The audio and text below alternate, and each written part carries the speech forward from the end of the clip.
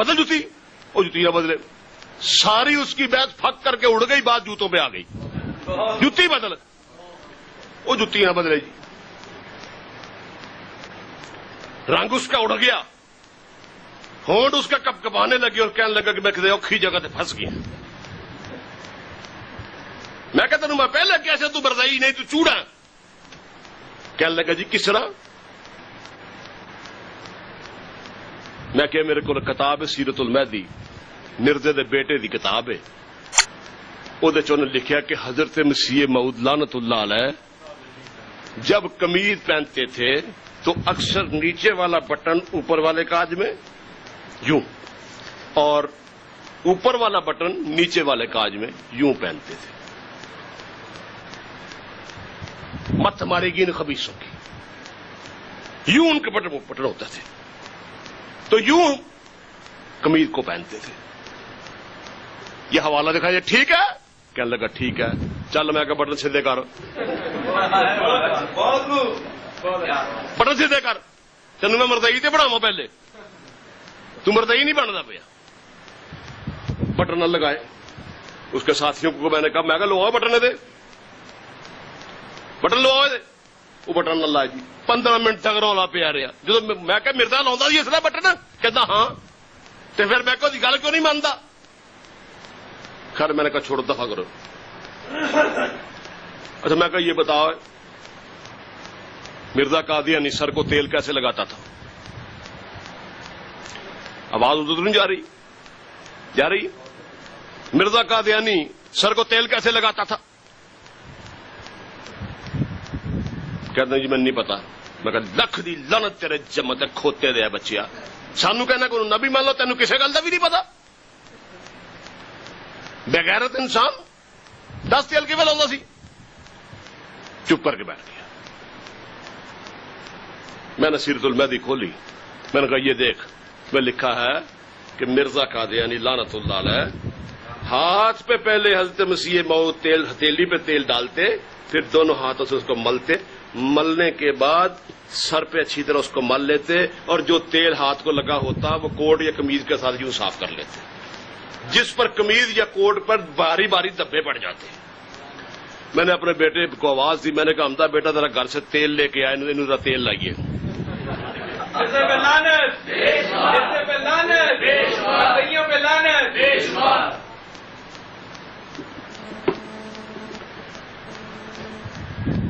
کہنے لگا جی آپ اس پہ حیات مسیح پہ بات کریں،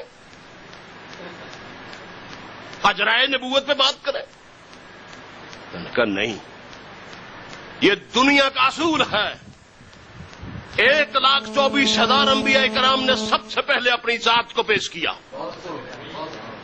محمد عربی صلی اللہ علیہ وسلم نے پہاڑی پہ کھڑے ہو کے قوم کو بلایا، قوم آئی، آپ نے فرمایا میں نے تمہارے درمیان 40 سال کا عرصہ گزارا ہے، بتاؤ تم نے مجھ کو کیسا پایا؟ بڑے سے بڑے کافروں نے بھی یہ کہا کہ آپ صادق و امین ہیں، کہ میرے دامن پہ کوئی سوئی کے نکے کے برابر کوئی دبا دکھاؤ۔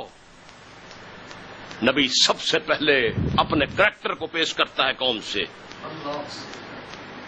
اپنے کردار کو، اپنی شخصیت کو پیش کرتا ہے، شخصیت کو منواتا ہے پہلے کہ میں بے عیب ہوں، میں معصوم عن الخطا ہوں۔ اور یاد رکھیں نبی اس دنیا میں اللہ کا قانون ساز ادارہ ہوتا ہے، پورا دین اس کے گرد گھومتا ہے۔ نبی وہ ذات ہوتی ہے جو بن دیکھے رب کو منوا لیتی ہے۔ ہمارے پاس اللہ کے ہونے کی کیا دلیل ہے؟ یہی دلیل ہے کہ محمد عربی صلی اللہ علیہ وسلم نے فرمایا اللہ ہے، ہم نے مان لیا۔ نبی کے کردار میں اتنی طاقت ہوتی ہے کہ وہ بن دیکھی جنت پہ ایمان لوا دیتا ہے، بن دیکھی دوزخ کو لوگ مان لیتے ہیں اس کے کہنے پہ۔ حضور علیہ الصلوۃ والسلام نے انہیں اکٹھے ہونے والے مجمع سے بھی یہ بات کہی تھی کہ اگر میں تمہیں یہ کہوں کہ اس پہاڑی کے پیچھے سے ایک لشکر تم پر حملہ آور ہونے والا ہے تو کیا تم مان لو گے؟ سب نے کہا تو ہاں مان لیں گے۔ نبی کا یہ کردار ہوتا ہے کہ جو اس پہ ایمان نہیں بھی لاتے وہ بھی اپنی امانتیں نبی کے پاس لا کر بطور ایمانت رکھتے کہ یہ خیانت نہیں کرے گا، یہ کریکٹر ہوتا ہے. تو ہمارے ہاں یہ کیا ہوتا ہے، ادھر سے قادیانی آتا ہے، وہ حیات مسیح پہ گفتگو شروع کر دیتا، وفات مسیح پہ گفتگو شروو کر دیتا، امام مہدی آ گیا اس پہ گفتگو شروع کر دیتا ہے اور اپنے مرزے کو چھپا لیتا ہے. بھائی اس میں سب سے پہلے کہتا ہے مرزے پہ بات نہیں ہوگی. بھائی کیوں نہیں ہوگی؟ سب سے پہلے نبوت پہ بات ہوگی. جو شخص یہ مدعی بن کے آیا ہے، سب سے پہلے اس پہ بات ہوگی. کوئی شخص کون ہے، ادھر ادھر کی بات نہیں ہوگی. ویسے بھی ان کا قرآن و حدیث کے ساتھ کوئی تعلق نہیں ہے. یہ ایک رجسٹرڈ کمپنی ہے، فراڈیوں کا ایک گروپ ہے. یہ کوئی مذہب نہیں ہے، یہ غلاظت کا ڈپو ہے، یہ گٹر ہے، غلاظت ہے. ان کا رد قرآن و سنت کے مطابق نہیں ہونا چاہیے، ان کا رد نیچے فارغ کر دینا چاہیے. مرزا اس قابل نہیں کہ اس کا رد قرآن سے کیا جائے، مرزا کی شخصیت اس قابل نہیں کہ اس کا رد حدیث رسول سے کیا جائے. مثال کے طور پہ ہم یہاں بیٹھے ہیں، باہر سے ایک بندہ آتا، ٹنڈ کرائی ہوئی ہے، اس نے کانوں میں اس نے مندری ڈالی ہوئی ہے، بنیان ڈالی ہوئی ہے، اس کے نیچے نکر ڈالی ہوئی ہے، پاؤں سے ننگا ہے، منہ پہ اس کے گرد پڑی ہوئی ہے اور سر بھی اس کا مٹی سے ہٹا ہوا. وہ آ کے بیٹھ جاتا ہے اور کہتا ہے میں جنرل پرویز مشرف ہوں. کہتا ہے میں جنرل پرویز مشرف ہوں. تو میں فوراً سے کہتا ہوں جنرل صاحب آگے تشریف لائیے. پھر پوچھتا ہوں کہ جنرل صاحب آپ الیکشن کب کروا رہے ہیں؟ کیا شوکت عزیز کو وزیر اعظم رکھیں گے؟ لاہور کے کور کمانڈر کو کب تبدیل کر رہے ہیں؟ اس وقت پنڈی کا کور کمانڈر کون ہے؟ کیا آپ نواز شریف کو آتے ہی گرفتار کر لیں گے یا اس کو چھوڑ دیں گے؟ چیف جسٹس کے بارے میں آپ کی کیا رائے ہے؟ یہ میرے سارے کے سارے سوال بیکار اور بے سود ہیں. سب سے پہلے مجھے یہ فیصلہ کرنا ہوگا کہ یہ شخص پرویز مشرف ہے کہ نہیں ہے. ایسے ہی میں اس سے سوال کرنا شروع کر دوں، اس کو جوتے مار کے باہر نکالوں. تو مرزا آیا اسی طرح، بڑے مانسوں نے سادہ لوگوں سے سوال کرنے شروع کر دیے. اگر تو نبی ہے تو دلیل دے، امام مہدی ہے تو امام مہدی کے بارے میں تو یہ حدیثیں آئی ہیں، یہ حدیثیں کھول کے بیٹھ گئے، قرآن کھول کے بیٹھ گئے. حالانکہ علاج اس کا دوسرا تھا. تو ایسا شخص جو یہ دعویٰ کرے، پہلے ہم دیکھیں یہ شخص کون ہے. اگر ہے تو پھر سوال ہوگا، ورنہ سوال نہیں ہوگا. ایک آدمی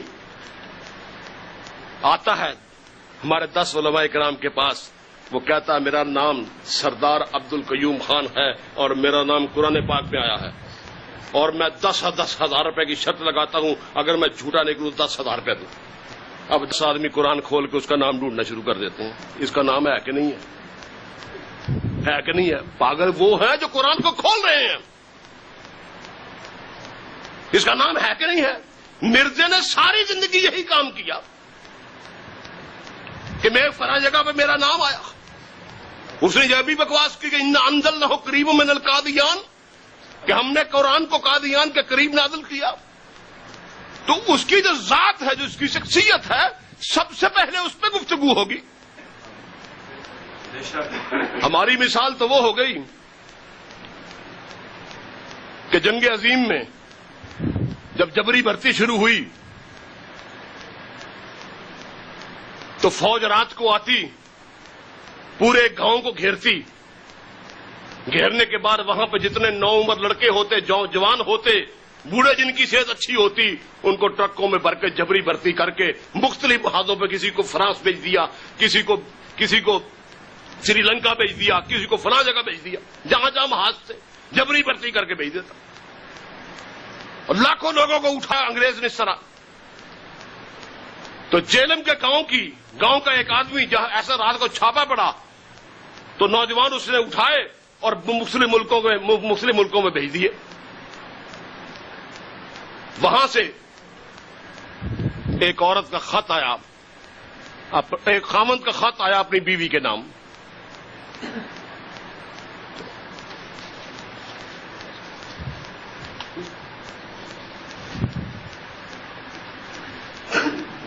بیوی نے اپنے خامند کو خط لکھا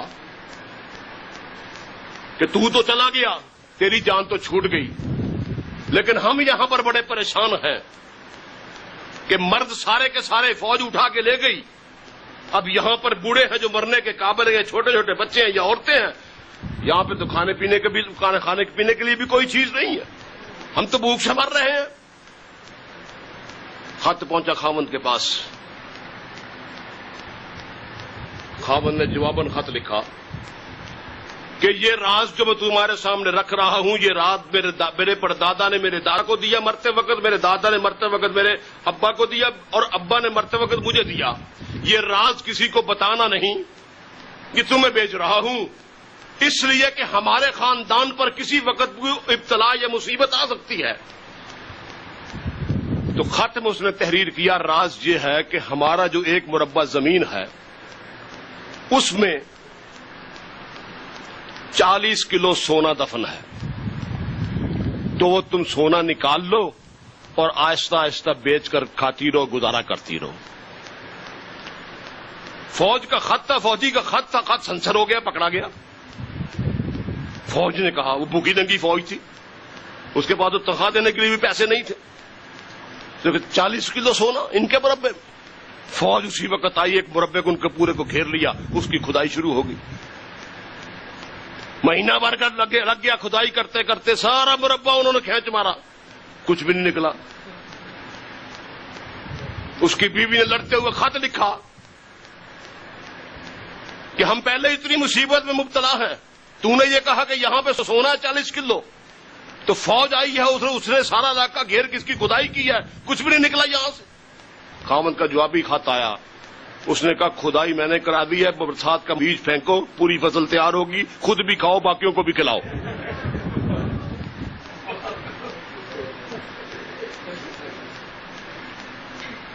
یہ قادیانیوں نے ہم کو مربع کھودنے پہ لگایا ہوا ہے اور خود آرام سے بیٹھ کے دیکھ رہے ہیں۔ تو ان کا توڑ جو میں آپ کو بتانا چاہتا ہوں، اصول بھی یہی ہے قرآن و حدیث کا کہ سب سے پہلے نبی کے کردار کو دیکھا جاتا ہے۔ میں نے کہا یہ بات ٹھیک ہے نا؟ اسے کہا ٹھیک ہے، کہنے لگا جی ٹھیک ہے۔